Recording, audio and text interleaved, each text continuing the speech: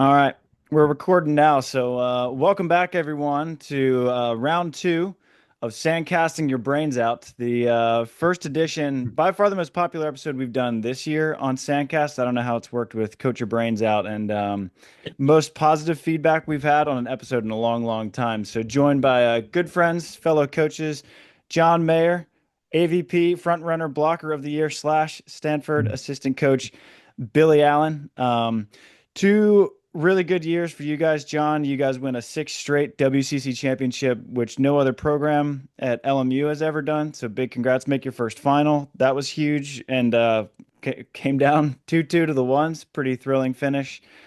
Billy, you guys tied a single season record for wins and then won first conference title I mean, that MPSF is no joke, beating USC twice, beating UCLA. So huge congrats to you guys. And then I think we all want to start right now with some recency bias. Billy, you still got it as a blocker playing with T Crabs, and you guys take a third, almost make the finals. It was really fun. We just had Nick right here, and he was saying that was the most fun I've had watching volleyball in a long time. Yeah, I think I'm glad I played. I was I was like on the fence because we had NCAAs the week before. Haven't been practicing a lot.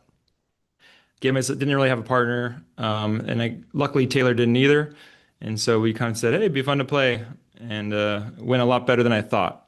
I actually had to change my flight a couple times. Why did it go so well? What was some of the key components?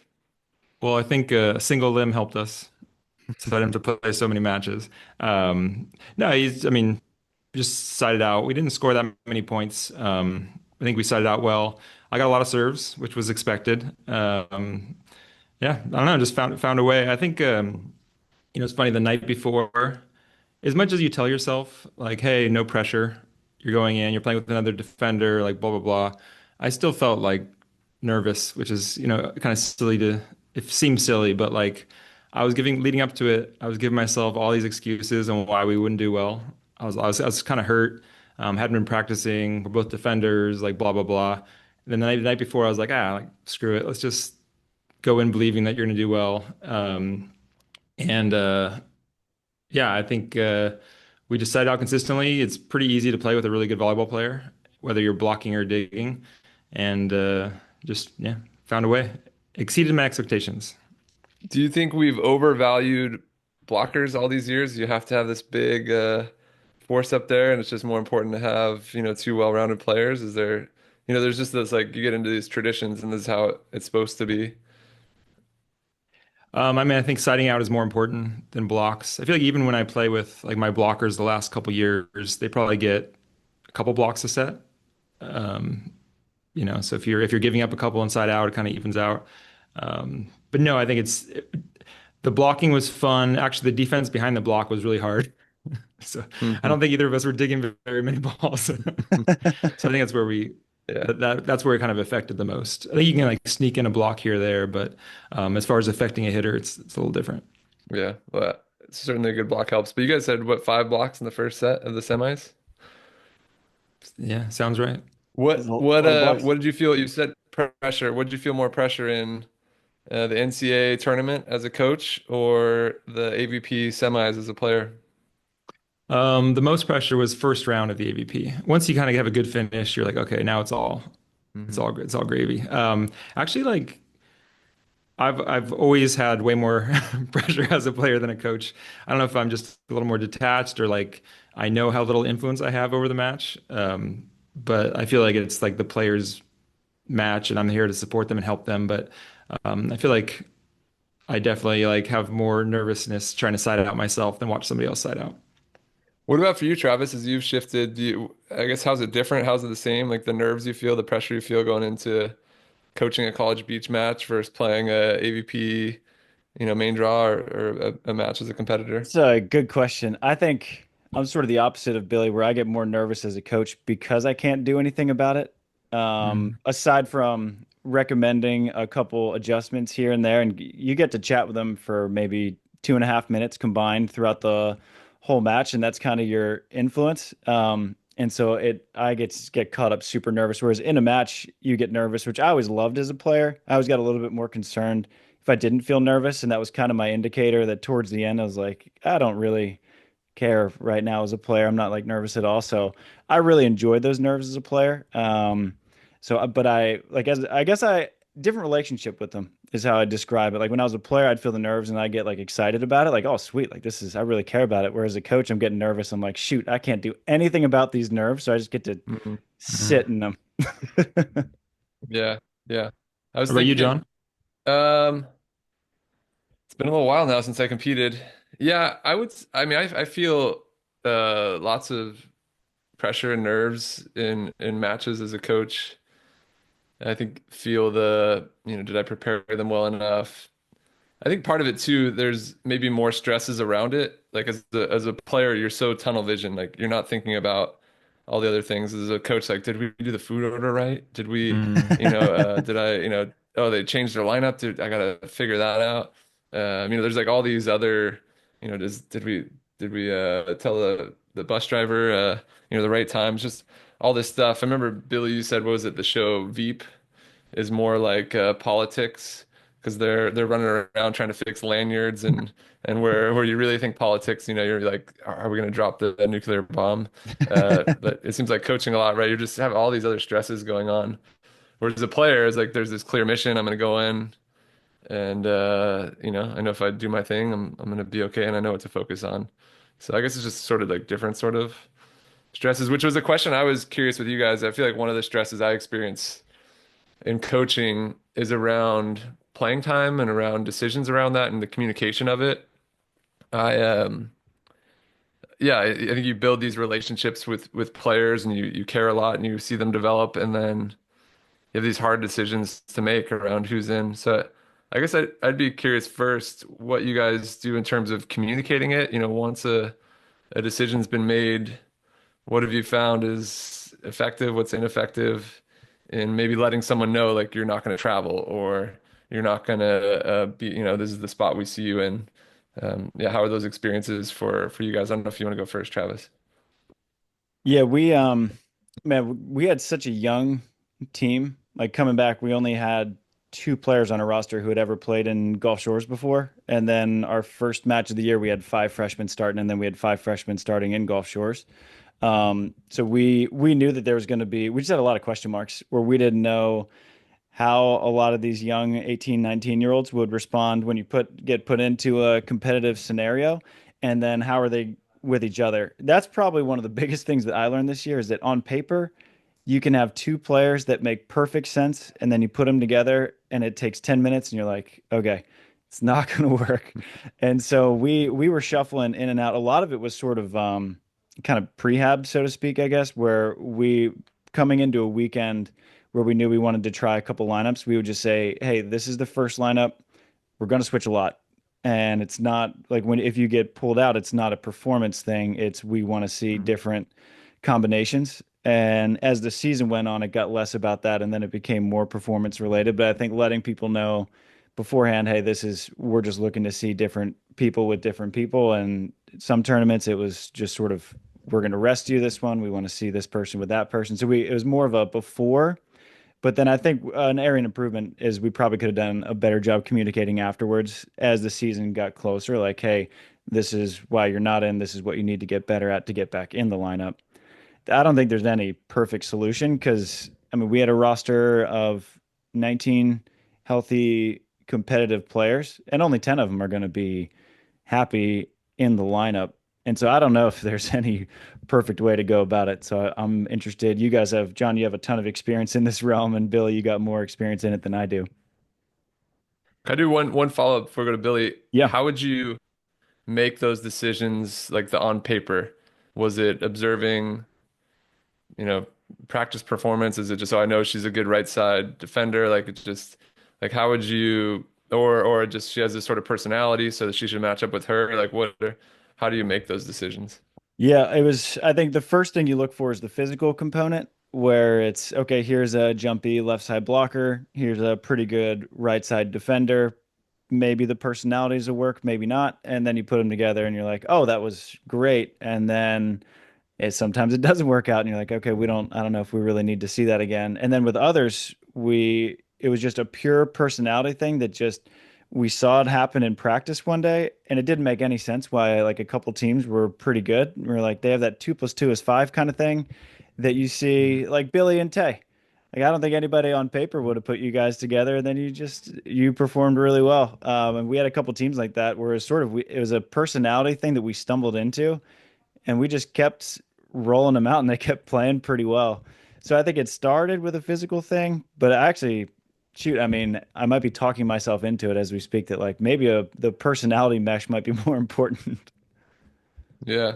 And I think that personality mesh matters for males and females, but my sense is that's really important, like the connection side, the ability to communicate, the ability to respond to failure. Like if you have that dynamic, I don't want to say it's more important than like the skill side. I don't think it's hard to argue that it would be, but I don't know if it's that far off. Like if you But get two it's people who bring the real. best out of each other, it's big. Yeah, it is real. It's real. Yeah. Yeah. It's just hard because you can't What about quantify you? it or measure it. Right. It's one of those Right. immeasurables. It's like we don't know why this is working, but it's undeniable. Yeah. Yeah. Maybe one day, we have data for so much stuff. Maybe we'll have data for that as well. I guess Yeah. there's things like the disc testing and love languages, there's like Yeah. these sorts of assessment tools you can try, but it seems like we're early in discovering what that sort of like assessment and discovery of how you bring the best or how you get the right personalities together. Yeah. Billy, I know you guys had a big roster. You guys have hard decisions to make. How would you guys make those decisions? How would you communicate it? Yeah, this was like for sure our toughest thing all year, and we moved around a lot. We had a lot of partner switches, some travel team switches, and it was really hard. We had a lot of players come to our office wanting more clarity and wanting to know why. And it was a hard balance of giving them some clarity and stuff for them to work on without strictly just comparing them to somebody else. Was kind of how we tried to go about it, like steer it towards what they can get better. But then they leave like, wanting more clarity. And not, and so it's hard to be direct, but still caring and just, yeah, it was a big challenge all year. I think some of the stuff we thought about was in those meetings was like addressing kind of the emotions and not just the facts. Because it get really easy to be like, hey, you're hitting this percentage and she's doing this, but like I don't know, I don't think we ever thought we're going to convince a player like, oh yeah, you're right, I shouldn't travel. Which is kind of like as a coach, like we want to like prove your point a little bit. Hmm. So it was more just like hear them out, like say, yeah, it is a really hard situation. Here's how you can still contribute to the team. Here's some stuff you could be working on. Also knowing that, let's say your passing numbers need to get better. Even if they do, the person you're competing against is also getting better. So it's this Yeah. like, rising tide. So it's not as easy as like you get these numbers up and you're in. So yeah, it's just definitely difficult. And then I think as far as like how we choose, it's really hard with beach because I feel like indoor, you're all playing the same opponent. And so if this person is hitting below this person, like it's obvious who should be playing. But like, how do you rate somebody on the sixes versus the fives or fours when they're playing different opponents? And it's really tricky. Um, Things we look for, I guess, would be who's winning more in competition, who's winning more in practice, individual side out, and then kind of getting to like the actual puzzle pieces of like, hey, she has a really good on two games, so maybe she would fit well with this player that doesn't side out as well.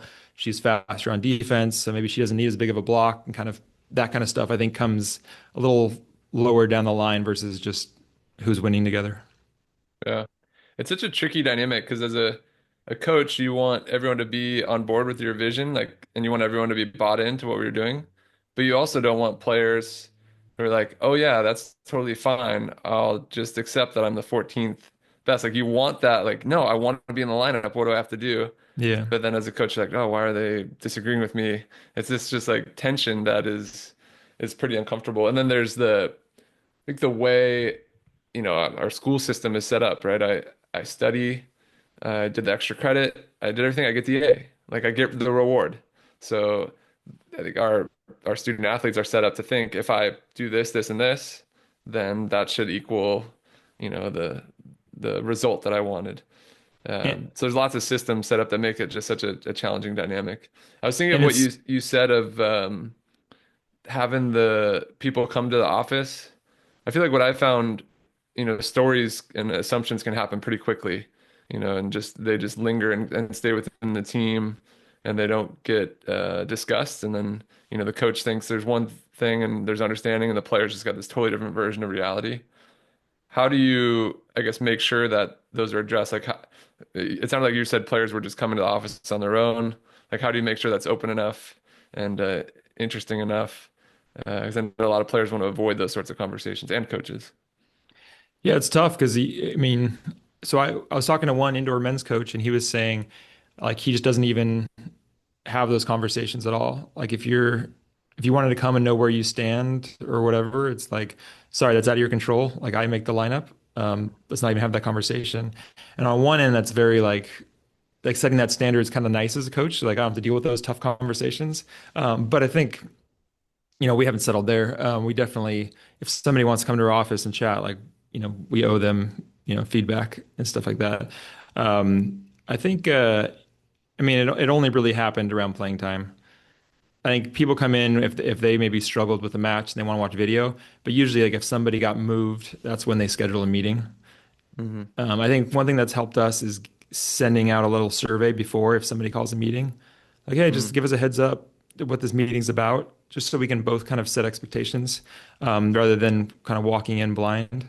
And Hmm. even just gets them to maybe think about if you give them a couple questions, you can kind of maybe direct the stuff to like, yeah, what do you think you can get better at? That kind of stuff just before the meeting even happens. Hmm. Some way for us to feel like are a little more prepared. I wonder that men's coach what the benefits and minuses have been of just doing it that way. Because I there's a mean, lot of stress and time put into these discussions and meetings and yeah. but then I can imagine the opposite, like all this stuff festering and not being discussed and I mean, I think players want to feel heard. yeah, And for even if sure. like it's rare that somebody comes in and they like lay out why they think they should be playing and they like, convince a coach, but I think they still leave the meeting feeling heard and validated. Hmm. And I think that Yeah, I goes a think long way too.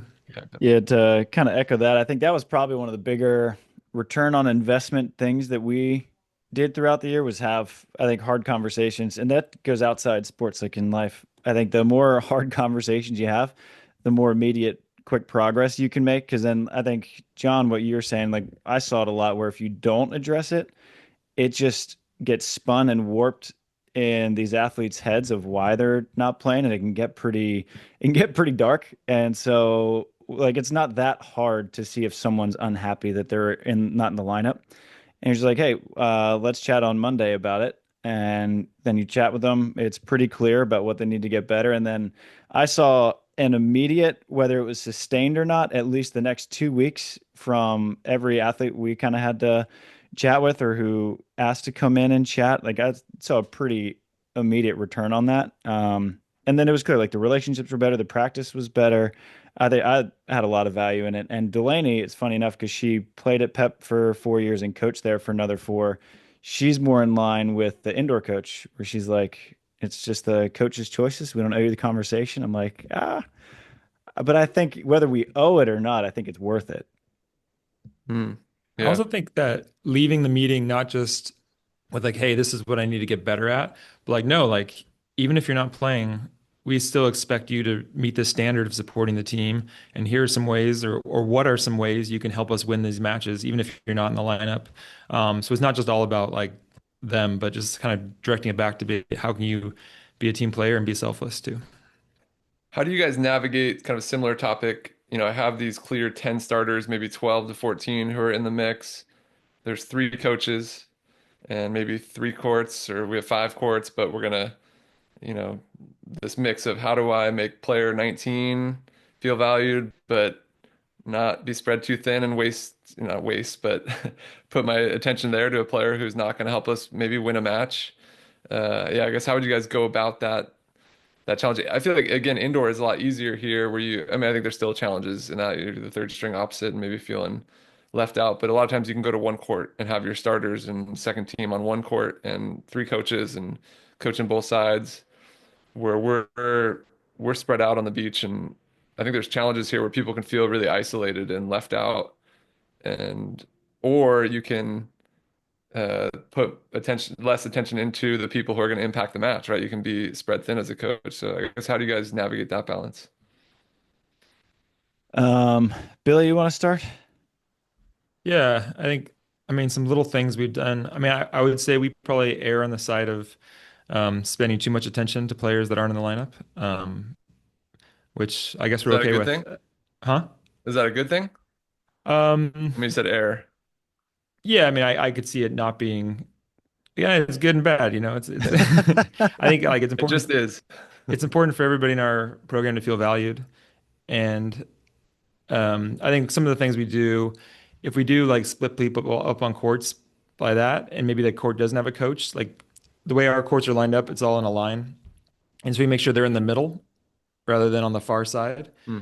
And that's just like a little simple thing that they're still like in the mix. They're not just like relegated to the side.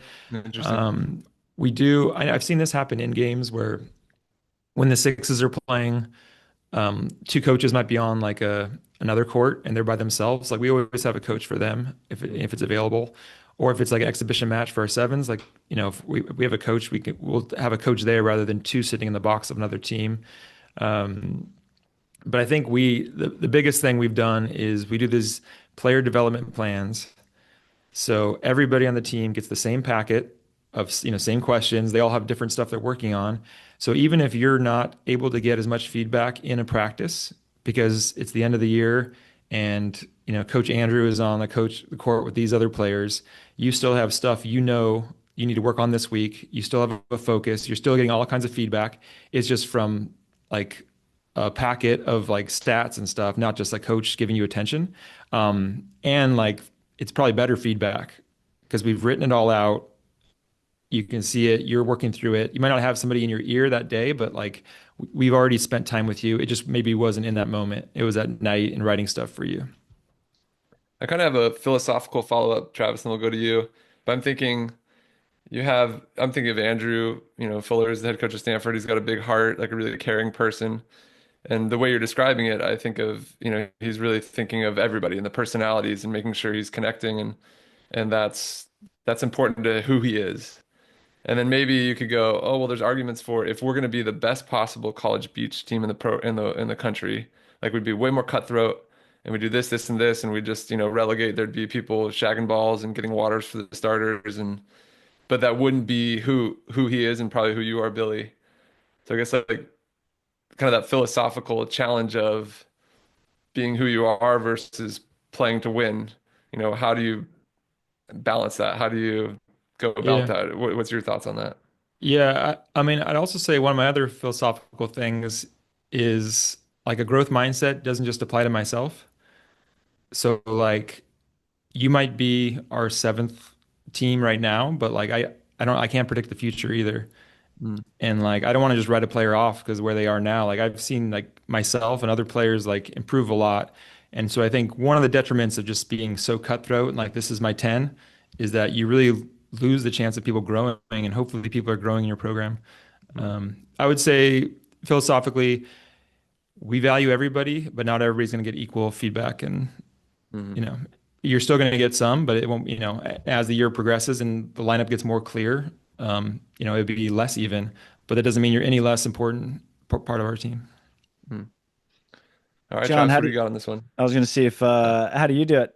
Because I know like one, I'm the least experienced here, and you have the most experience in college. So I'm curious how you do it. And I know that you guys had a smaller roster than both of us. You had 15 in the lineup, not in the lineup, but on Yeah, the team.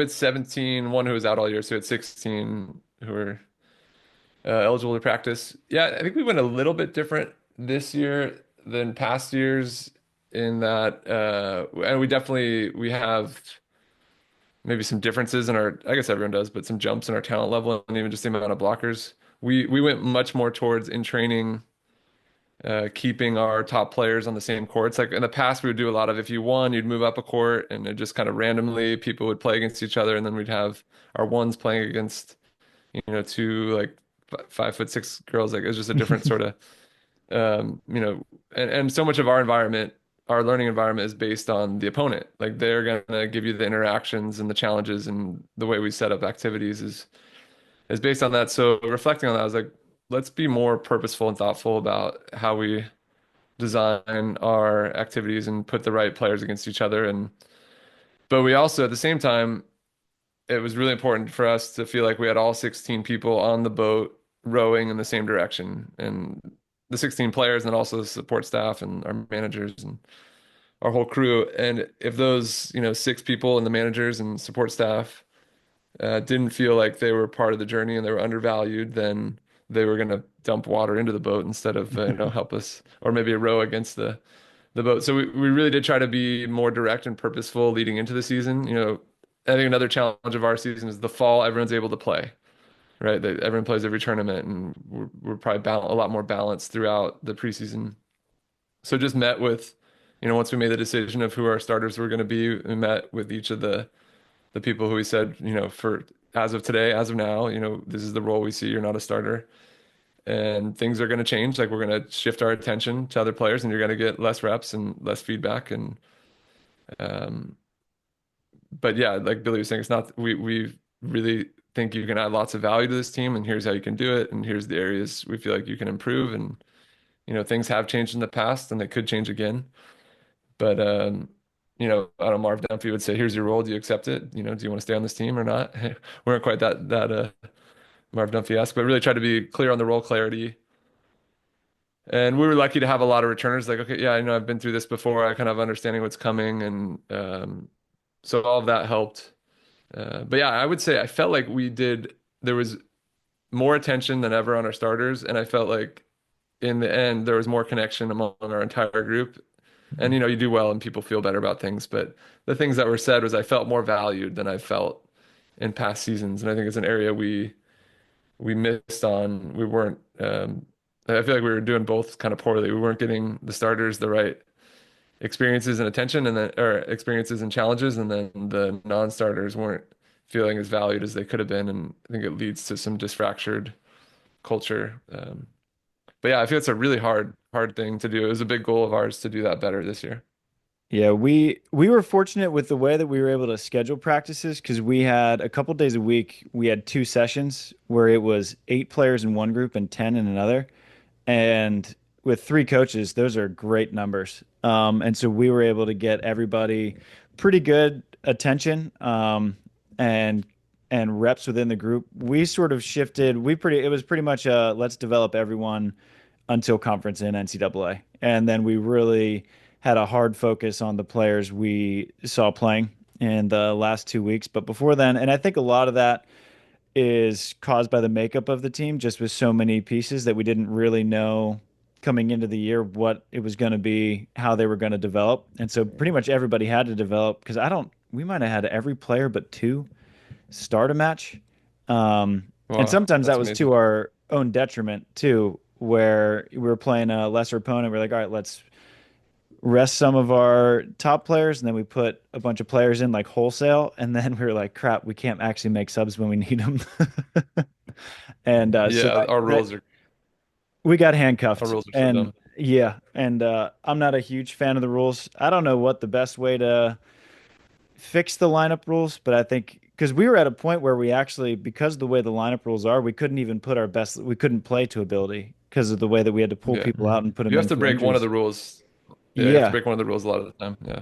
it was kind of bizarre, um, but yes, we just everyone played for the most part because, and that was a legitimate test to see if they could play. I think next year will be a little bit different because we have a little bit more knowledge of who everyone is and what their ceiling is and how they can compete.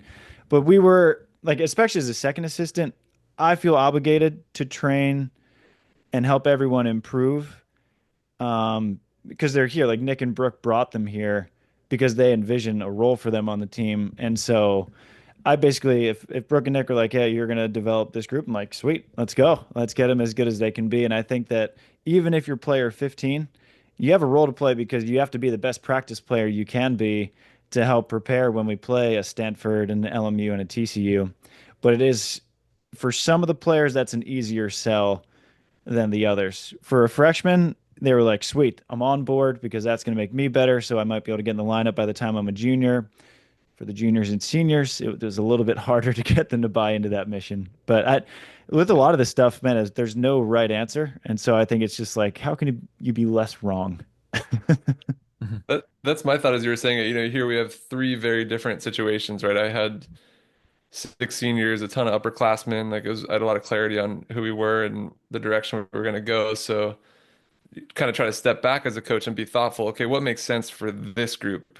Mm. The challenges, this year, where do we put our focus? How do we, and then to not be rigid about it, like, oh, this worked this year, so like next year with a totally different group of people, we're going to use the same exact, maybe we have some principles, but they're gonna adjust based on the group and the way it's done, and that kind of plays into. I thought we could go into, one of my favorite topics, kind of the ecological side, which, there's no right way to do anything, right? But yeah, I'd love to kind of go into like the skill development side if you guys are good to go in that direction. I know both of you have dove into it, and I think we're all still probably toddlers in this area. There's still a lot for us to take in and to understand and to learn on the just the application side.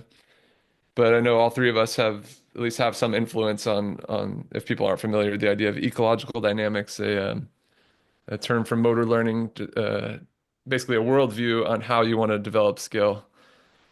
So I guess for Billy, I guess what have you found, first with maybe some of the limits in implementing it? Like where have you felt like there's, drawbacks to it, and where have you found struggles doing it, and maybe some areas where there's been resistance with players? Sure. I'd say the biggest limitation is probably just our own coaching and knowledge of it. Like our practices are very representative. So I think that part's pretty easy. I think the hardest part is just, I guess, my feedback and my language in a practice. Because when you have, let's say, keys or things you're working on technique wise, it's pretty easy to give feedback as a coach. Um, and I find myself, when it's a lot more live and exploratory, just yeah, how to direct their attention and that kind of stuff it's a different way to give feedback. And so that's been something that I've just been trying to work on and get better. So I say the biggest limitations is not like what I believe in or what I think works or how we shape practice, but just like my role in the practice is something that I think we could always get better at. Um, One thing we've been kind of not struggling with, but we were prescriptive on like one or two things this year that I thought helped our players.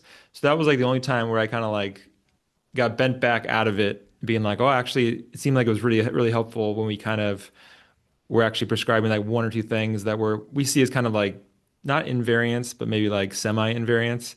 What But are they? even with that, just the idea of like, hey, this is something you should strive for or work on, not like this rule you have to do. Hmm. And I know like everything I've heard from this world is like you can't mix the two theories because they're just so different. Mm. Which I think theoretically, yes, but in practice, I think even if you're really big information processing, you can benefit from repetition without repetition, more variability. You can benefit from like saying, hey, like loosening up how rigid you are on technique. So I don't know. What were the things you guys were more prescriptive on? Yeah, I think we talked about early platform was like the one thing. So back in the day, we'd say like, hey, we see most passers like put their platform together pretty early inside their midline, Mm. and we had a lot of players that weren't doing that, and we try to craft drills that allowed them to get the ball on them faster and have to form an early platform. But eventually, we kind of just said like, or Andrew kind of just said, hey, like this is showed some video. We think this is really important. And we did a lot of constraint drills where like before the ball crosses the net, you have to be shaped or whatever. But like pretty directed their technique in that area. And we saw, a big jump in a lot of the players passing. But again, it was more of something to like strive for and work on in this drill than it was like you have to do this or it's not a good pass or you're off the team or my way or the highway kind of thing. Yeah, and early. Early seems like a kind of a holistic cue, I guess would be a description of time versus yeah, I think what you're saying like that, like here's a suggestion and here's a something that we think will be really effective. And but I agree. I think time's being direct, and if there's clearly, self-organization can take a long time and people Mhm. self-organize in different ways. And if there's something that your coach's eye sees can help someone improve, then language is a useful tool at times. Probably not the most useful tool as a coach, but it's one of the things we can use to help direct change and exploration. So that's good. What about, well, I guess one more for you, Billy. How was year two? So year two of college beach for you and college coaching, and especially thinking through the ecological lens. Like, what were some of the changes you made going into year two? How was the implementation maybe better? What'd you do that you felt like was more effective, other than sounds like a little more direct about serve receive? Yeah, I mean, and again, that was like the one example where we feel like we violated our constitution of EcoD. The Um, alarms are going off. yeah, alarms were going off. We got kicked out of the club. Um, Rob Gray came out, yeah, yeah. named you. Yeah. No, I mean, but again, we were very representative. I think we didn't script anything as far as like, hey, this is a cooperative drill, or servers, make sure you're doing this. Even if we were trying to direct, like, let's say servers and passers, like, hey, we want to work on more this kind of serve. It was always like you do it like, hey, about half the time, or do it, so you had two options. You weren't just like only serving seam or only serving short or whatever. So like almost nothing was scripted. Everybody had to be, reading and reacting and adapting. Some of the And big that's implements we different did. than when that was different than the year before, like your first year. Um, I think we just got better at it. I think sometimes we Mm. would be like prescribe like, hey, like on this one, every ball take like this for this round. But everything there's a lot more like either or this time. So More maybe last year it'd be like, hey, this round you're serving topspin. Now it's like half topspin, half float. It doesn't have to be like alternating, just about 50% was kind of a simple change we made. Um, we changed our warm-ups a lot. So we started doing what we call a skills challenge. And we kind of did this like the whole second half of the season, where it was just alternating serves. Yeah, you guys stole Um, this one from us. I think yeah, from stole it Penny. from you guys. Usually we start with like a standing serve as they're kind of warming up, but like we just changed the constraint every time, and it was perfect. Like before we were doing, maybe a Volley kind of thing, where this just got us doing a lot more game-like stuff and just starting with constraints from the start. So that was a big change. What would be an example of a constraint? What would you guys do? Yeah, maybe like you have to start passing in a spot. I guess we do a staggered start passing, or start passing from the sideline, or like a stressful position. Maybe it would be, for setting, you like couldn't square up, or you could square up, or we do like tiny house, big house a lot, where the set had to be below the antenna height, or it had to be twice as high. Lemonade was great. So on our program, we call 1, 2, 3, 4, 5 for set positions. And like you have to set one away from what they call. So you either call for a 2 or a 4, and a setter has to set a 1 or a 3, and you don't know as a hitter. So you're just trying to get your feet to the ball. Just stuff like that, like as we're warming up, like, and that was way better than playing, you know, Volley or whatever else we were doing. Quick aside on that one, it reminded me. So when I first started diving into the ecological approach, it was during COVID, and it was when I first started coaching full time, and I was coaching Billy, and I was coaching Billy in Stafford, I believe at the time. And I remember, I was kind of in between with the way I coached before. I had these clear keys, and I was very directive, and this is how you're supposed to do things. And I remember with Billy, I was really trying to get him to take this like smaller, more fluid first step. He kind of had like a choppy, like his step was high. It was a little choppy and fast. And so I was, trying all sorts of things, just, take a small first step, go slow to fast, just like the classic ways to really like break down that first step. And here and there I'd get him to do it, but mostly he was reluctant, like I don't really care what you're saying, John. Like I'm just gonna do what I do. And then, I start diving in a little bit to the constraints-led approach, and started thinking about, okay, then, and I think I was talking to Harjeev Singh, who's helping me. He's like, how do I get Billy to change his approach? And talking about ideas, like what can I do in the environment? Like if I can't get him to and tell him something and change. And I think Stafford missed practice again, probably for the 10th time. So Janelle, Janelle came down, Billy's wife, to practice to set him. And we raised the net. And I told Janelle, like, don't set him well. Like, try to set him really poorly. And maybe even the same thing where he said, like, whatever he calls for, like, miss by a window if he calls for a four. And so it was a high net, and like Janelle's bump setting some garbage, and he had to hit hard with no tape. And I remember the first time like watching, oh, that's what I wanted him to do. Like he started doing it without realizing it. And then I think the next tournament was that Long Beach, um, when they did like the COVID series with AVP and it was like shut down. It was at Long Beach, and his hitting percentage from the week before, it was unbelievable. It was like we did that during the week, and then I don't know, he went from like hitting like 200 to 600 the next week. And of course, as a coach, you're looking for like, it's probably some confirmation bias, and who knows how much, Billy's played all this volleyball. But at the time, it was very impactful. I was like, Mm. wow, I've been trying and trying to tell him something. It didn't work. I changed something in the environment, and I saw some immediate change, and there was transfer to performance. Like he's attacking and has more options. So that was something that was very influential in me going deeper down this rabbit hole of the ecological approach. But now I just overtook the conversation, so sorry.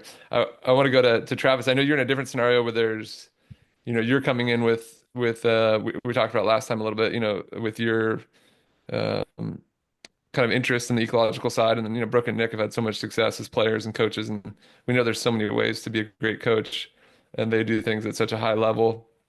Yeah, I guess what did you find? Um, Maybe first, kind of with Billy, like what were the things that were challenging in implementing the approach? Like what helped, kind of the reasons maybe that it's difficult to use, and the the negatives. Yeah, I think one of the biggest drawbacks, and I think this would probably be any ecological coach ever, is that getting buy-in from athletes to try something that might be somewhat goofy to them, where because it's very, we always talk about it being representative. Game like is another pretty common term, but then a lot of times you're doing something that isn't super game like with the constraints that you put on them, be it messing with the dimensions of the court or giving them a constraint where they can't do, or making them set intentionally bad. And then they're like, well, I don't want to practice bad setting. I want to practice setting to their call. And so you always have that pushback a little bit, but it's really fun when you see when it works, and then they start to buy in. But I think the biggest thing is rapport building and getting them to try it and to buy in and to Mhm. be a little vulnerable. Because sometimes when you're doing something where you're constrained, you're naturally not going to be great at it. Otherwise, we wouldn't be constraining you to do that thing. So I think, but once you get that buy-in and then they start to see some progress, it's fun. Like we did this one drill and it was funny because we were working on one of our younger players and her passing was a little bit erratic. And so at the beginning of practices for a couple of weeks, like Nick would take her to the side and they'd be doing a lot of passing reps. And then I got this idea actually from one of Rob Gray's books, or maybe from a podcast that you guys did, but they did it with setting where it's like you set either too high or too low, and then you set just Mhm. right kind of thing. And I was like, let's try that with passing, because if you're passing low, it forces you to sort of create space away from your body with your platform. And that's kind of what we were trying to get her to do, is to create that little bit of space and control it so everything was out in front. And it just clicked. Like in a practice, sort of like what you had with Janelle setting Billy, whereas one week she was passing to the equivalent of a 200 hitting percentage, and the next weekend it was a 600. And it was funny because Nick pulls her aside. He's like, "This is what we were working on the whole time. Like, what? Like, why was that?" And for some reason, like some drills click with other players than others, and it was awesome. And some players hated that drill, but this person wanted to do that drill every single practice. So we did pass high Mhm. for a minute, pass low for a minute, pass just right. And what she discovered is that when she passes low, she's way more in control. It's a way easier ball to set, and her platform ends up naturally correcting itself. So having little Yeah.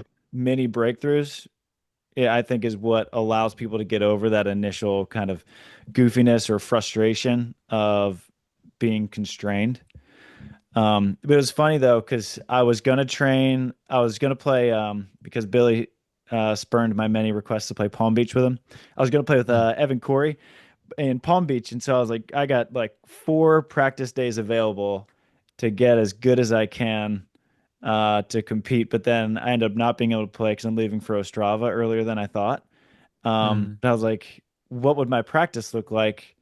And it mm, was a little bit more blocked than I would have anticipated, like what I would have wanted in a practice for myself. And because I wouldn't want any controlled reps, but I was thinking I would want probably 20 minutes of passing really good serves, but I would want a lot of passing reps and just sort of kind of to repave old roads, I guess, to put it. And but I would want to compete a lot, which I wouldn't be able to get here. But I was like, huh, there probably is maybe some value to blocking off some skills while keeping them. I think it's important to keep it variable. yeah. Yeah. Two interesting points there. One, Rob Gray, we had on the podcast recently, he talked about it's been shown a lot in research that players won't necessarily go towards what's most like effective for learning. Like we're drawn to, just like my daughter wants dessert every night. Like we're drawn to we talked Yeah. about last time, the ice cream. So I think there's a little bit of that to like be aware of as a player. Am I, seeking out comfort or am I seeking out, what's appropriate? And it's hard to seek out like weaknesses and seek out frustration. It's not what we naturally do as humans. But I think the second point, and I'm not saying you were doing that, but I think it's something just good to be aware of, especially as you're a coach, because as you ask players, if they're asking for something, that doesn't mean it's the most effective thing for Right. their learning. But the idea of blocked and random, I think that's it's from the informational processing side, and like blocked reps could be like very part practice, right? It could be a coach tossing to a passer 100 in a row, just like, on the same side of the net. And that could be blocked reps. And that I would say, that's very low representative. There's low decision making like that's I don't think a very effective drill. But getting, passing 100 balls in a row from a server serving from a different spot and serving to different locations and like that's representative and there's going to be, decisions being made. There's going to be uh, problems to solve. There's going to be frustration and mistakes are going to be at the appropriate challenge point for the learner. Like there's no issue, I don't think from a research perspective in that. So it's more in, I think, the aspects of the learning environment versus, than is it blocked or random. I think that language is still very persistent because it was a kind of one of the early motor learning terms people were aware of. But there's so Yeah. much more nuance within, that those training environments. But I'm curious, sorry, Travis, to go back to you. The tell me about like the conversations as a staff, like when you guys are on different pages or like when something like that works, like are you pushing for it or maybe Nick has something that's really effective and he's saying, hey, this worked with this player, and then do you guys borrow and steal from each other or do you kind of stay with your principles or how does that go about? Yeah, we would get here like our practices on Monday, Wednesday, Friday were at 10:30 and we would usually get to the office a little bit before 9. And I feel bad because so we lost our director of ops kind of unexpectedly and didn't fill the position. And so Brooke ended up having to do like a million different roles. And so she was like director of ops kind of. And so like her practice planning was largely me and Nick. And then we would talk about, and then at first I was like, okay, I'll just kind of follow his lead. But as I got to know the players a little bit more and got to see their strengths, where they could improve a little bit more, then it started to be a lot more collaborative. And then we would talk every day after practice. We would eat lunch and talk about what worked, what didn't, who's doing this well. And then a lot of times we would just experiment with drills. We would go back out because Nick wants to be anywhere but on this couch right here in this office. And so he was like, oh, we can go back out to the beach. Let's go. And so we would just go test different drills and ideas. It was super collaborative, that we would come in, That's fun. say, hey, here's what we're thinking for these players. This is what we can do with this group. And these are the skills we need. These are our ideas. And we would go back and forth. And then we would have like debates about the most effective way to improve those things. But we were fortunate, like you have a lot of time. We'd practice 5 or 6 days a week. And so you have a lot of time to experiment with different ideas. And by the end of the year, you're pretty dialed into what's pretty effective and what's not. But I always, my sort of I don't want to say maybe philosophy, but actually comes from you guys. I think you guys had John Kessel on years ago, and he always ran everything through the prism of what if we were the best in the world at this? And I Mm. think Mhm. about that all the time. Like every practice drill or whatever I come up with, I'm like, what if we were the best in the world at this? And if it's like, Mhm. then we wouldn't be very like, what if we were the best in the world to get at hitting in spots against no blocker defense? I'm like, I don't know if we'd be good because I see a lot of shots that would go into a zone, but if it's the wrong shot, the defender would pick it up. And I see a lot of shots that no one would ever put a cone there to hit into that score because it's the right shot. And so Yeah, yeah, I'm just that's the kind of the prism I run everything through is what if we were the best in the world at this? yeah. I think that goes into your passing drill, right? Like if you're receiving serves from a tough server, and even if you're passing a whole bunch in a row, if you're the best in the world at that, you'd probably be pretty good. Yeah, Yeah. it's a good point. John, what about you? I know you're a little farther down the road with this. Any limitations? Any problems you ran into this year with EcoD? I killed it. Smooth sailing? Yeah, nailed it. Oh man. Yeah, I think there are always challenges. I think what's been helpful is each year maybe have gotten better at being a step ahead of when they're going to come and what's going to come and how to communicate. I think what Travis talked about, like getting buy-in, getting the players to really believe in the benefits. It did a lot more just discussions even away from the court, and we'd have quotes on the board and just talking about the benefits of being better problem solvers, the benefits of interacting, in frustrating, challenging activities. So I think that communication has improved. Was it Hugh McCutcheon says like we're in sales first as a coach, like trying to be a a little bit of a salesperson. Also, again, was lucky to have a very experienced group and could lean on starters. And we, for the first time, we had a leadership group this year, and we had three seniors in that and a junior, and just in our conversations, just pushing them to be leaders and talk about the benefits of what they've experienced in their development and helping get buy-in in what we do.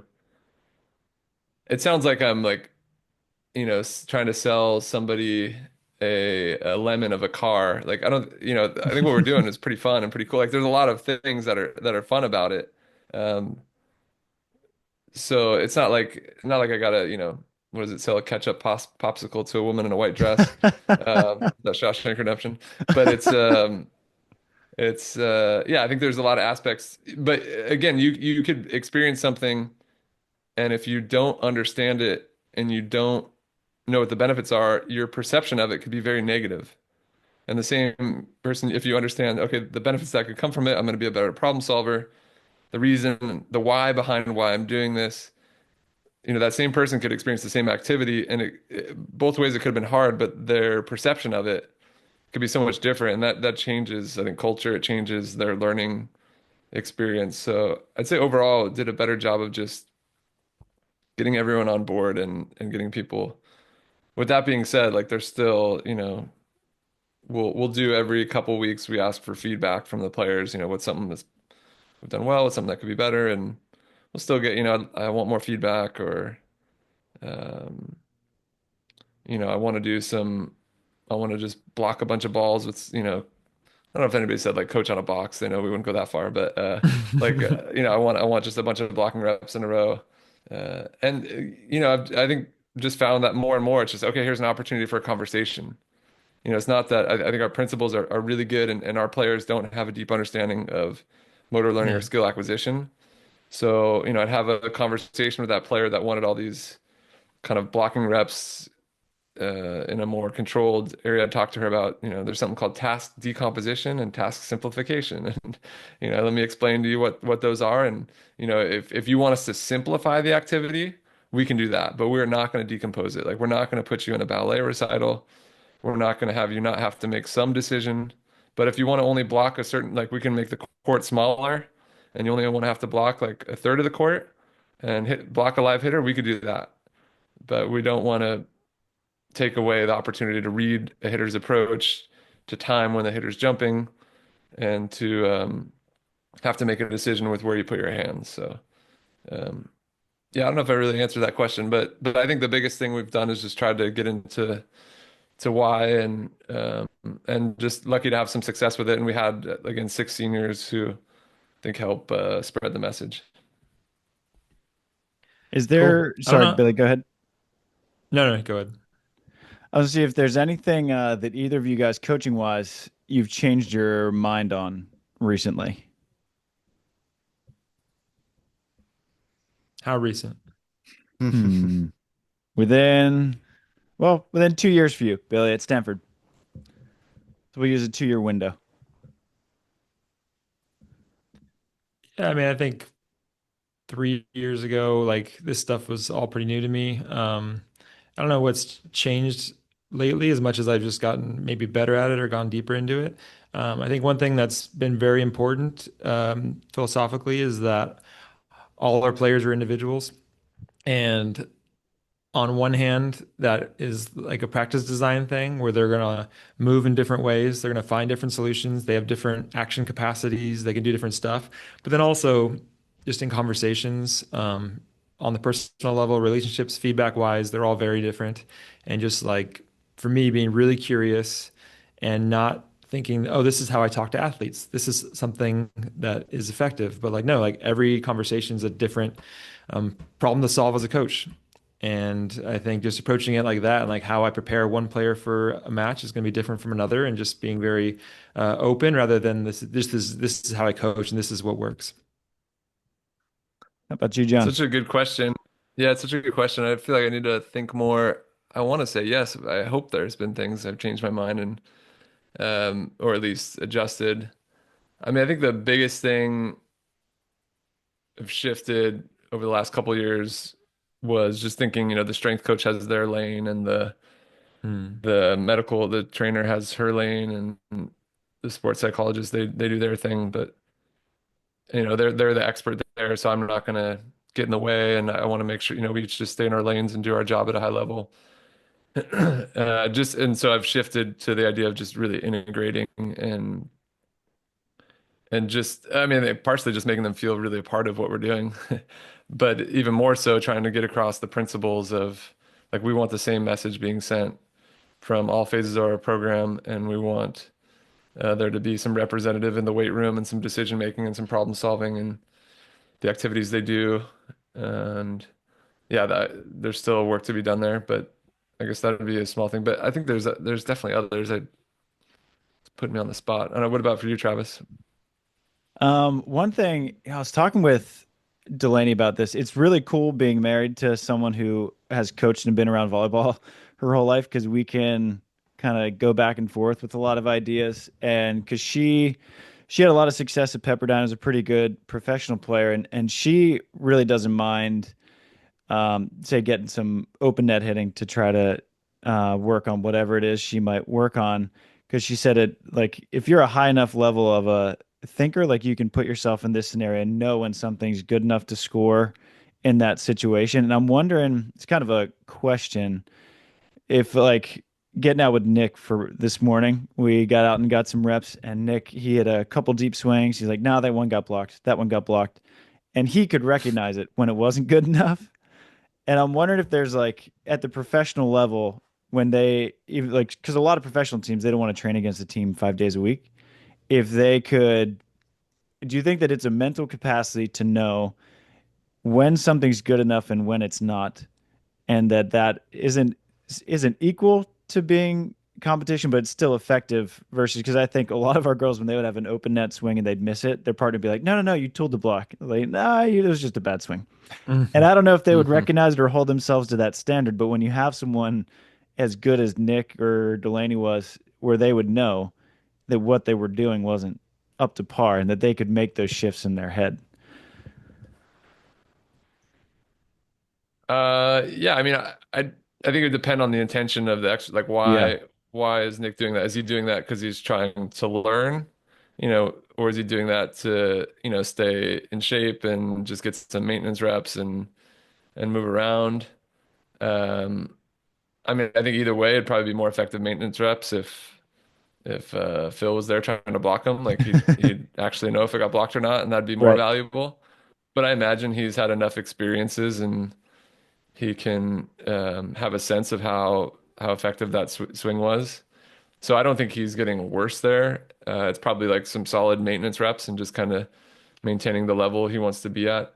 But in terms of a learning rep, and it's as when you become an expert, it's really difficult to improve. The higher, the better you are, the probably the more variability, the more challenge to make changes. So I don't imagine he's like getting better doing that, but I don't think he's getting worse.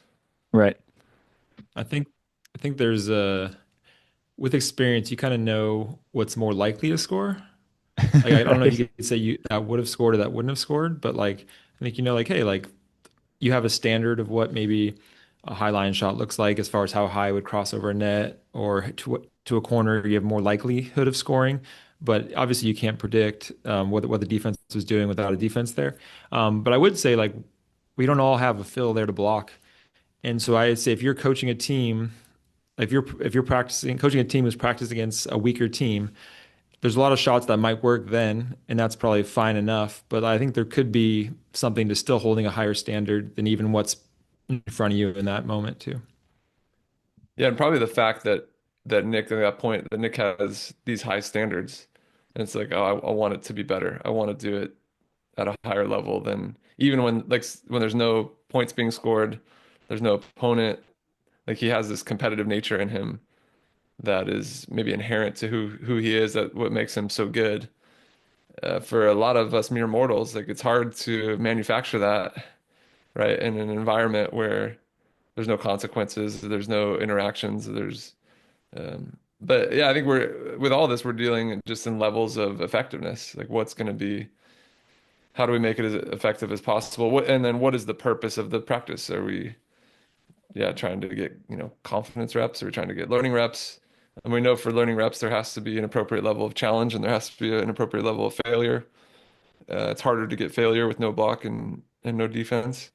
But I imagine there's a way with someone with like the level of Nick's focus to still get to that state and to still get, some sort of feedback and some representation of things he's experienced. So Yeah.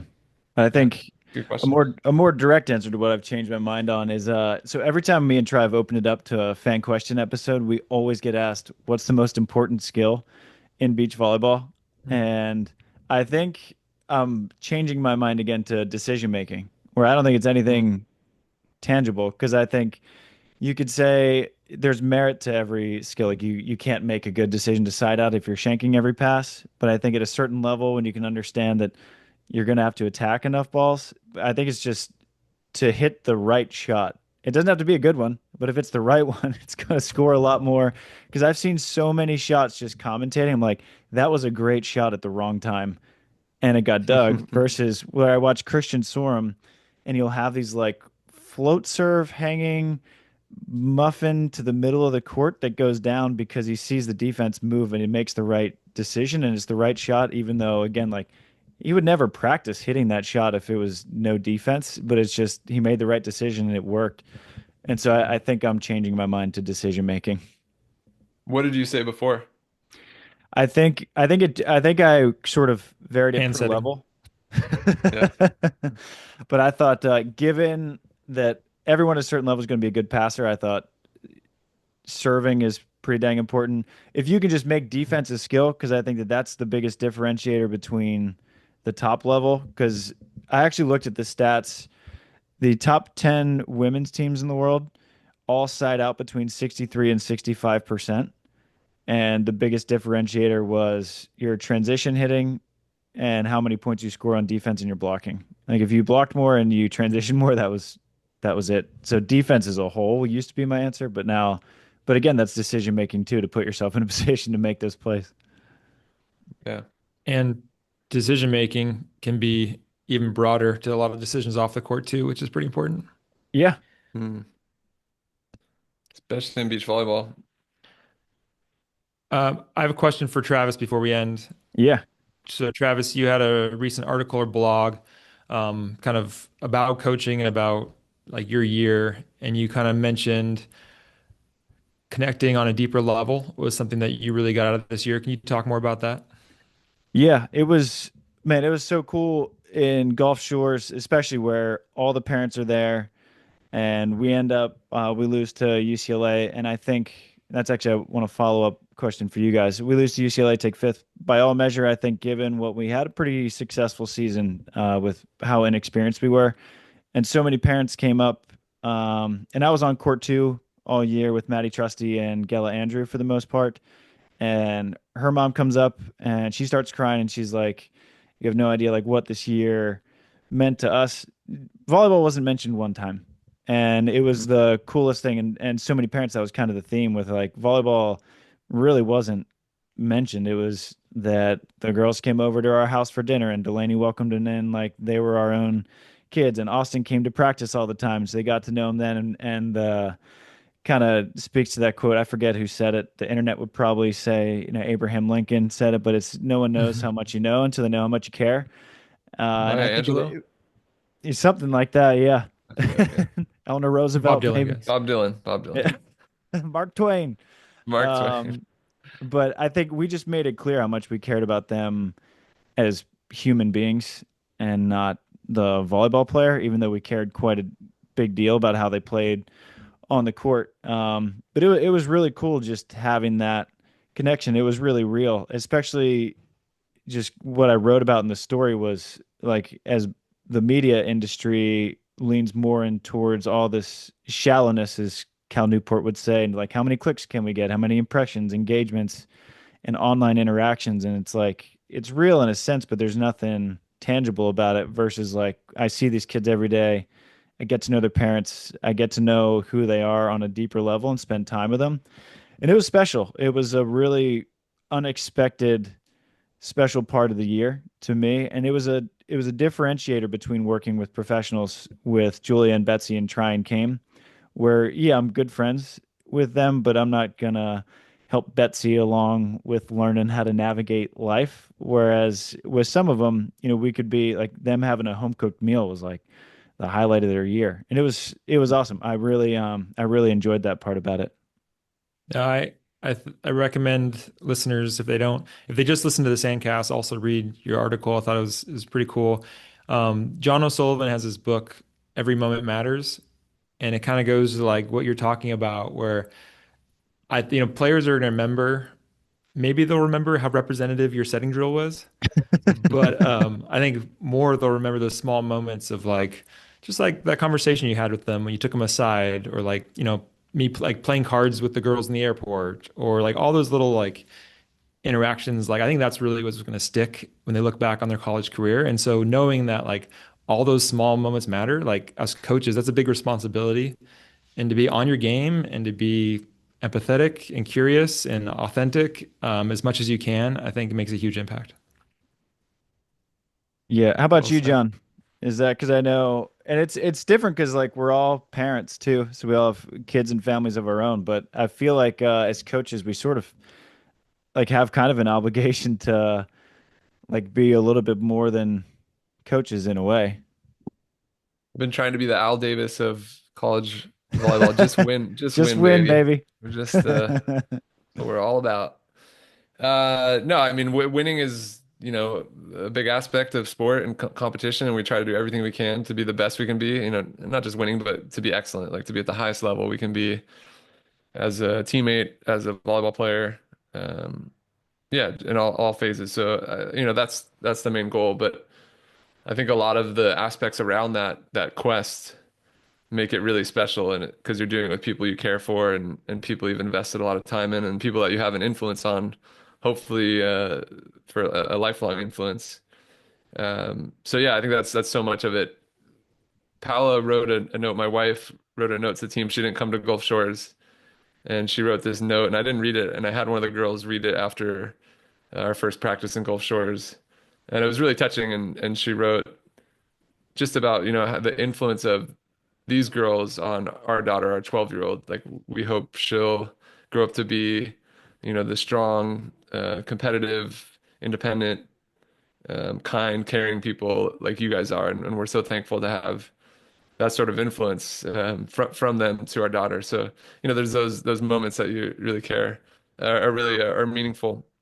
And then one other, we we lost in the championship match, and it stings, and you're thinking the whole flight home about, will I ever get another opportunity? A lot of things had to go right to get in this situation, and what if I would have done this? What if I would have done that? And we make it home, and we got back to LMU around 10:30, and this is Sunday night, 10:30 p.m. when we pull up to the gym, and there was about, I don't know, about 75 people there, which I didn't know, expect or know. We're not a big sports institution, and stuff like that doesn't happen in many places. If you get second, no one shows up.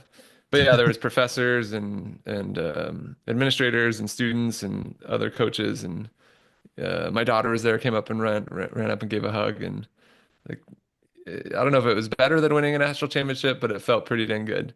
It felt pretty good to have a community supporting us, and to feel a part of something bigger. And I think it felt pretty special for our team.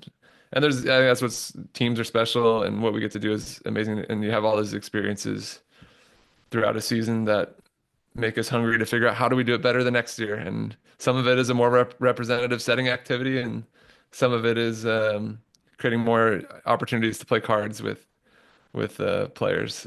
But yeah, I'd say just overall, we're lucky to get to do what we do, and I'm thankful that I get to do it. Yeah, Yeah. that's a cool moment. It's cool just to know because I've just switched careers so many different times, and it's fun to see something. I'm like, man, we could do this for a while. But I want to ask one last question because we had three very different seasons, right? So John, six straight conference championship, make your first final, ranked as high as LMU's ever been ranked. Billy, you guys win conference tournament, have a great showing throughout the regular season, tie record, and then we were just trying to basically develop as much as we could. And there's only one champion at the end of the day. So I'm curious, how do you guys look at success and measure that as coaches? Because I think from a sports world perspective, if you don't win the Super Bowl, if you don't win the Olympic gold medal, you just kind of that's not success. It's all kind of all or nothing. But I'm curious how you guys look at that. Um, I think I was disappointed. So Misty came and talked to us, our team at our conference championships, because she was there, and she framed it as like, you know, she just kind of caught herself. She was like, well, whether you win or lose, she's like, I wouldn't even call you guys losers. Like whether you come up short is how she kind of framed it. And like I was disappointed after we finished with the fifth that night, but it really just felt like we came up short. It didn't feel like it like tainted our season. It like stung. I felt bad for the girls because I think we had a really good opportunity to go farther. We just came up a little short. But like the next day, we were recruiting and we were back to work, and like it didn't feel like if we would have won a national championship or won the next match or whatever, it would have changed stuff that much. And I feel like, we went back to the process, just like really grateful to still have a job and be working with these girls another year. Um, and it gave me a little bit bigger perspective. And I think going back to your talk about connecting at a deeper level and like, outside of just winning, like, building them into problem solvers and leaders and people that can tackle challenges in their future, like if they just go through 4 years here and win a lot of games, like it probably wasn't worth their time. And I think there's just, yeah, so many more lessons to learn. I'm just grateful. Like NCAA is like once it was over, even like a day later, I was kind of already over it and just excited to get back to work. Mhm. Yeah, How about you, I John? agree with what Billy said. I don't know if I can. I mean, one of my first coaching mentors, when I first really got me obsessed with coaching, I started reading all John Wooden's books when I was in college at Pepperdine. I was lucky Marv Dunphy was a friend of Wooden's, and he did his doctorate under him, and I just started to get obsessed with it, and it really changed my perspective at that point as a college player, learning about his pyramid of success, and um, the idea of success is the peace of mind and knowing you did the best you could, something like that. I can't remember the exact quote, but basically the essence of that, I put everything I could into what I did and tried to do it at the highest level possible, then I'm a success. And I'd say that idea has influenced me since that point, and it's what I try to bring to our programs. And we know there's so many things out of our control, in each of our environments, each of our situations, and the results are one of the big ones. And the results give us some feedback and maybe in how we can uh, you know, approach things moving forward, how we can do things at a higher level. But really, try to evaluate did we go all in? And I think that's success. Like we went for it and we swung for the fences and